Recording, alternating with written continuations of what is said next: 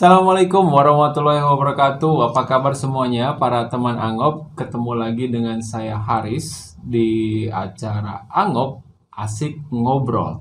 Masih di channel Rumah Hijrah Official. Dan untuk teman Angop yang belum subscribe, minta tolong subscribe dulu, like, jangan lupa komen juga, dan nanti di akhir video jangan lupa share. Karena video kali ini kita akan membahas sesuatu yang menarik.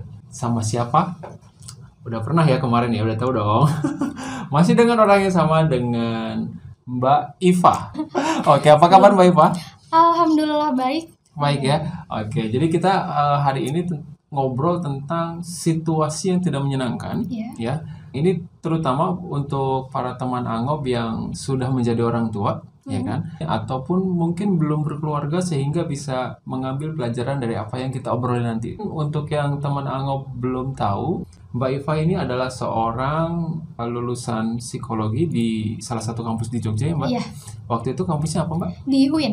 Oh, di UIN, Universitas Islam Negeri. Mbak Iva ini selain lulusan psikologi, Mbak Iva ini adalah sebagai praktisi. Dan beliau ini sekarang aktivitinya itu aktif di sebuah sekolah, ya, di sebuah sekolah di Kabupaten Cirebon.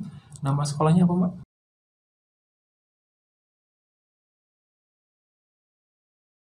Nah, nanti para teman Anggo bisa datang ke sana ya langsung kalau misalkan mau ketemu dengan Mbak Iva. Kalau di sana panggilnya Bu Iva kali ya? Iya, Ibu. Oke, Bu Iva. Jadi, saya tuh pernah mendengar dari orang-orang sekitar saya itu ada pertanyaan gini. Aduh, anak kamu papanya tukang beca ya? Terus dia jawab, kok tahu gitu? Enggak sih, enggak gitu. Bercanda. Jadi gini, teman saya itu bilang, aduh, teman kamu pernah ngalamin nggak yang saya alamin? Kata dia gitu. Ngalamin apa? Saya tanya.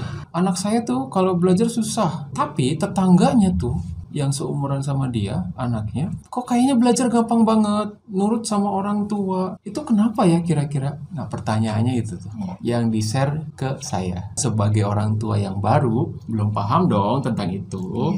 Kira-kira Bu Iva bisa nggak sih menjelaskan kenapa ya anak itu kok susah belajar sedangkan tetangganya yang seumuran itu bisa aja gampang belajarnya gitu. Nah, gimana Mbak Iva? Oke. Berangkat dari pertanyaan itu ya. Pertama memang dilihat dari potensi dan anak itu bakatnya atau fokusnya itu di mana. Itu kan tidak semua pelajaran anak itu harus bisa gitu. Jadi ada beberapa pelajaran yang ternyata anak tuh cenderungnya lebih bagus di seni, lebih ke fisika atau apa gitu kan. Jadi setiap anak itu berbeda-beda. Nah, tergantung bagaimana orang tua menyikapi potensi anak itu sendiri. Pengembangannya mau seperti apa kayak gitu. Kemudian dari pertanyaan itu juga udah terlihat di situ. Itu kan pertama ada pola asuh ya. Tetap aja pola asuh itu selalu berhubungan dari bayi gitu kan, dari lahir sampai nanti dewasa itu juga ada pola asuh. Sangat berdampak yang namanya pola asuh. Bahkan termasuk pertanyaan itu sendiri. Pertanyaan dan pernyataan umumnya orang tua tuh kadang sama anak juga ada pernyataan gini. Itu loh si A gitu. Kayak dia tuh ya rajin sholat atau apa gitu, dia tuh mau belajar. Nah, itu juga termasuk pernyataan yang secara nggak langsung bisa menyakiti anak gitu, secara psikologis menyakiti anak. Padahal memang setiap orang tua nggak ada maksud sama sekali untuk menyakiti anak gitu kan. Nggak ada, jelas orang tua mana ada sih lah, insya Allah menyakiti anak. Tetapi secara nggak langsung pernyataan seperti itu sudah menyakiti psikologis anak itu sendiri gitu kan. Terlebih ketika ngomong ke orang lain gitu kan, anak saya sih seperti ini, tapi kok anak tetangga saya seperti ini. Itu juga sudah membanding-bandingkan anak. Dan mungkin banyak dari anak berpikir, kenapa sih saya selalu dibanding-bandingkan dengan kakak saya atau adik saya, sepupu-sepupu saya, atau mungkin tetangga-tetangga itu kan juga kadang berpikir seperti Oke, gitu ya. Jadi dari tadi yang dijelaskan, saya nangkap sedikit hal yang menarik nih, membandingkan anak. Jadi tadi jawabannya ya buat teman saya, mudah-mudahan dia ngelihat, tergantung pola asuh Anda. Ya, jadi kalau misalkan pola asuh anak Anda benar, ya berarti akan benar hasilnya, gitu ya. Jadi kurang lebihnya seperti itu ya, tergantung pola asuh si orang tuanya. Kemudian setiap anak itu nggak bisa disama-samain ya sama orang lain, artinya tidak bisa dibandingkan. Nah, ngomong-ngomong soal perbandingan, barangkali teman saya, kemudian saya atau orang sekitar saya juga mungkin pernah mengucapkan atau pernah mengalami hal yang sama, yaitu berkata, kamu kok begini sih? Coba dong lihat tuh si A, dia begitu loh. masa kamu nggak bisa kayak dia gitu. Kemudian ngalamin misalkan, ayo dong yang rajin sholatnya atau ibadahnya, masa dia bisa kamu enggak, itu kan berarti namanya membandingkan. Sebenarnya dari persepsinya Mbak Iva tuh, boleh nggak sih kita membanding-bandingkan anak kita, saudara kita, dan orang sekitar kita dengan orang lain, atau mungkin orang yang terdekatnya juga gitu. Menurut Mbak Iva gimana? Ya, sebenarnya itu untuk membanding-bandingkan anak dengan anak yang lain tidak ada efek positif. Wow, tidak ada efek positif. Jadi sesuatu hal yang percuma. Jadi kayak hal yang kosong gitu, tidak ada berdampak, malah untuk hal yang negatifnya itu banyak. Dampak negatif terhadap anak. Oke, sebentar ya. Teman Agung nih, ini sebuah pengetahuan yang baru ya buat saya, dan mungkin juga buat banyak teman Angop, bahwa sebenarnya ngebandingin orang atau membanding-bandingkan anak kita dengan orang lain atau siapapun itu sebenarnya tidak ada dampak positifnya, betul? Oke.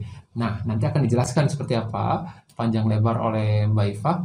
Tapi sebelumnya, saya mau kasih tahu dulu bahwa kami, Yayasan Al-Qalam, melalui channel Rumah Hijrah Official ini, ingin memberitahukan kepada para teman Angop bahwa di sini adalah sebuah yayasan yang salah satu konsentrasinya adalah di bidang pendidikan. Dan kami punya lembaga pendidikan ada 3. Yang pertama TK, yang kedua STQ, yang ketiga Bimbel ALC. Nah, TK ini TK Khalifah Al-Qalam. Kemudian STQ adalah Saum Tahfidz Quran, di mana ini adalah tempat untuk para anak-anak muda Indonesia yang mau belajar untuk menjadi tahfidz Quran. Satu lagi adalah Bimbel ALC, Al-Qalam Learning Center, yang terkonsentrasi untuk anak-anak mulai dari usia 4 sampai 12 tahun. Programnya ada 3. Yang pertama Calistung, yang kedua bahasa Inggris, dan yang ketiga matematika. Jadi buat para teman Angop nih, mamah papah milenial yang sudah punya anak usia segitu, boleh dong daftar di kita. Alamatnya ada di Bima, Kota Cirebon, atau search aja di Google, itu akan muncul Yayasan Al-Qalam Kota Cirebon. Oke, kita lanjutin lagi tadi. Dampak negatif dari membandingkan anak kita dengan siapapun. Silakan. Ya, oke. Jadi saya tekankan lagi di sini, memang orang tua itu tidak ada yang bermaksud buruk dalam mendidik anak, gitu kan. Terlebih karakter anak itu berbeda-beda. Dan di sini orang tua membandingkan anak dengan anak lain itu juga harapannya sih mencontoh anak lain biar anak sendiri itu termotivasi untuk bisa mengikuti prestasinya. Iya, kayak gitu. Terus sedangkan efek pada anak tersebut lebih banyak ke hal yang negatif. Contohnya mengakibatkan depresi. Jadi depresi itu perasaan sedih yang terus-menerus ada. Itu depresi. Dan itu efeknya hanya jangka pendek aja atau bisa sampai jangka panjang, sampai dia besar? Bisa sampai jangka panjang. Soalnya depresi sendiri itu kan kayak menarik diri dari sosial, itu juga sama. Kemudian bisa sampai menyakiti diri sendiri, self harm itu, bahkan bisa sampai bunuh diri. Wow, sampai begitu parahnya berarti depresi. Iya, depresi itu bisa sampai sejauh itu. Bahkan dia merasa kalau dirinya tuh nothing gitu. Bukan apa-apa dan bukan siapa-siapa ya. Sehingga akhirnya mempengaruhi pola hidup ya, pola belajar, sosial juga mungkin ya. Sehingga dia akan sulit berkembang gitu. Iya. Dan depresi itu nggak cuma berdampak pada kesehatan mental, tapi juga pada kesehatan fisik. Entah itu nyeri perut atau tiba-tiba kalau mau misalkan dibandingkannya dengan teman sekolahnya gitu kan, tiba-tiba mau ke sekolah pagi-pagi muntah-muntah atau sakit perut, itu juga termasuk gejala-gejala dari depresi. Nah, kalau depresi sendiri sebenarnya ada tahapannya nggak sih?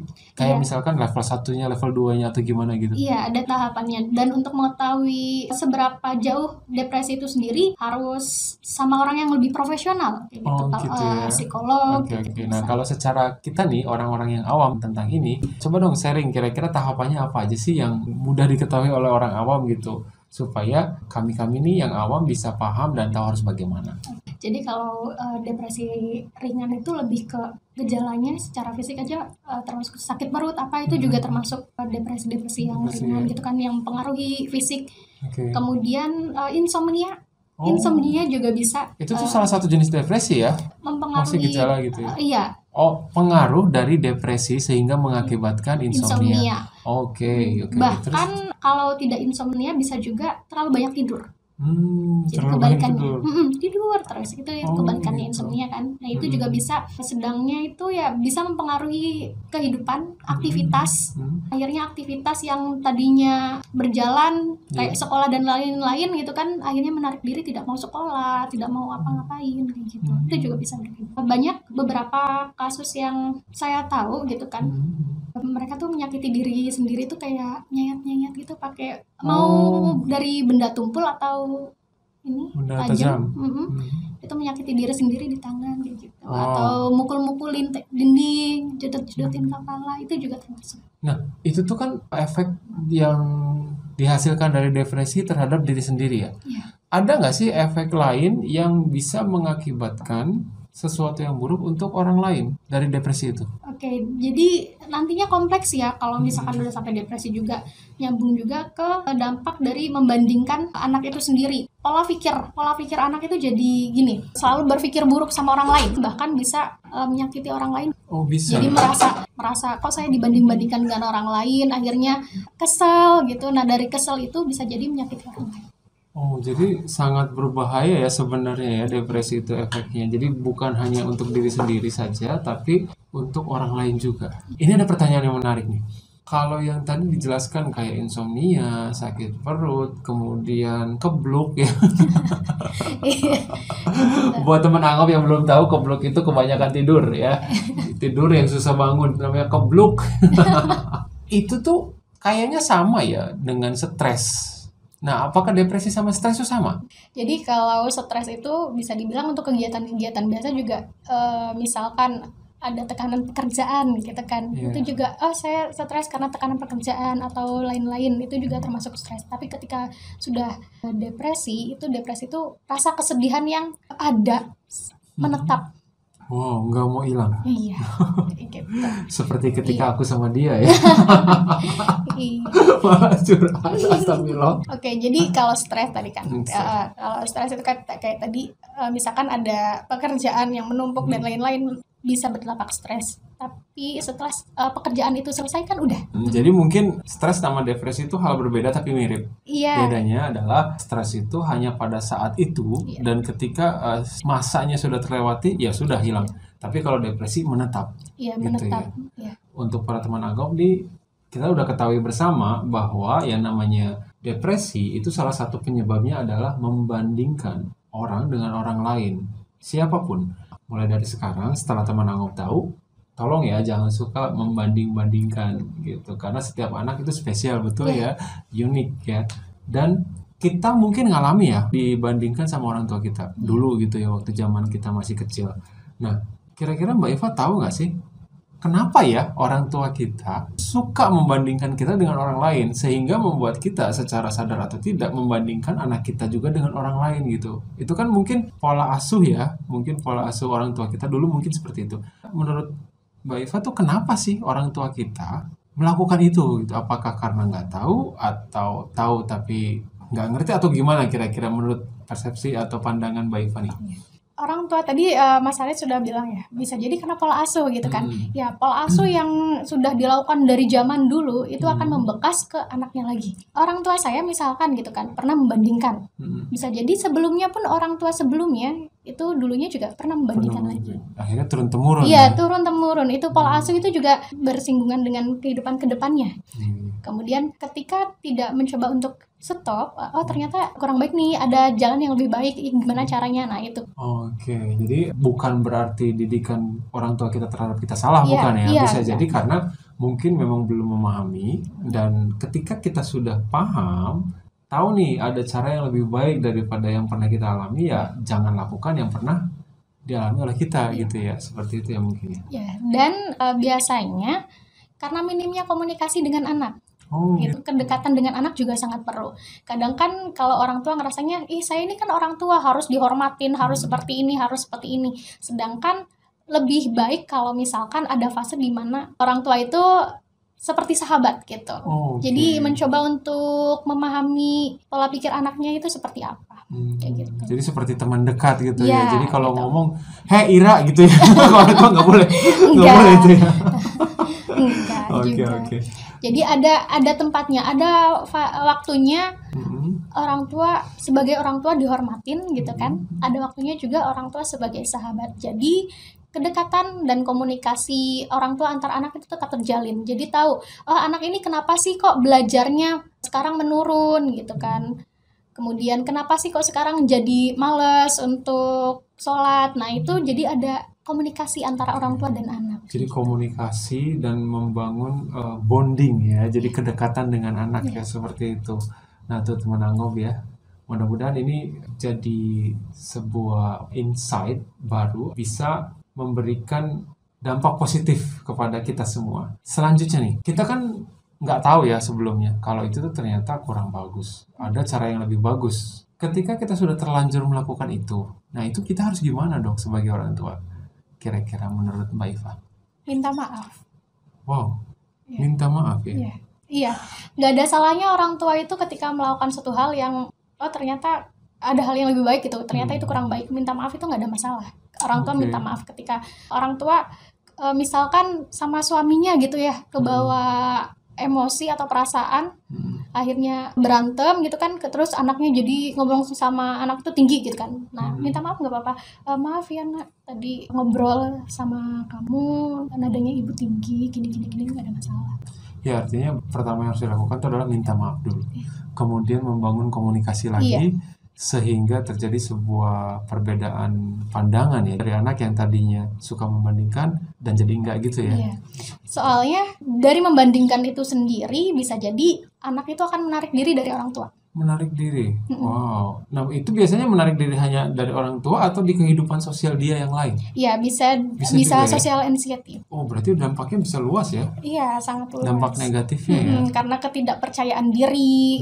Kemudian tadi yang saya bilang, saya tuh nothing gitu kan. Saya bukan apa-apa. Siapa sih saya gitu kan? Udah. Atau enggak, ya udahlah, dia aja yang jadi anaknya gitu kan. Biasanya kayak gitu. Iya. Kadang anak jawab kayak gitu kan. Jadi memang yang namanya membandingkan itu adalah sesuatu yang kurang bagus untuk dilakukan dan tidak ada hasil positif. Justru itu akan membuat orang yang dibandingkan menjadi depresi, menutup diri, dan membuat hal-hal yang tidak baik untuk dirinya sendiri maupun orang lain. Seperti itu ya. Itu dia teman Anggob. Gimana nih obrolan kali ini, seru kan? Nah, jadi perlu teman Anggob perhatikan bahwa yang namanya membandingkan itu bukan sesuatu yang bagus dan tidak mempunyai dampak positif sama sekali. Dan apa yang kita obrolan ini berdasarkan keilmuan ya Mbak Iva ya. Jadi memang tidak sembarangan ngomong. Jadi artinya dari sini saja kita sudah tahu dan mudah-mudahan memberikan pengetahuan yang lebih terhadap kita sehingga kita tidak melakukan hal-hal yang kurang baik lagi. Salah satunya adalah membandingkan siapapun dengan orang lain. Nah, buat para mama papa millennials ya, jangan lakukan ini ke anaknya, dan buat para teman Anggob yang masih jomblo, jangan mikirin ini, nikah dulu ya. Udah nggak usah mikirin yang lain. Ya nikah aja dulu ya kan, baru mikirin ini. Kita masih ada di YouTube kok, tenang aja ya. Oke, sekian dulu Mbak Iva untuk video kita kali ini dan semoga bisa bermanfaat. Sekali lagi saya ingatkan, jangan lupa untuk subscribe channel ini dan likes, kemudian share dan komen. Saya Haris pamit. Saya Iva pamit. Terima kasih. Assalamualaikum warahmatullahi wabarakatuh.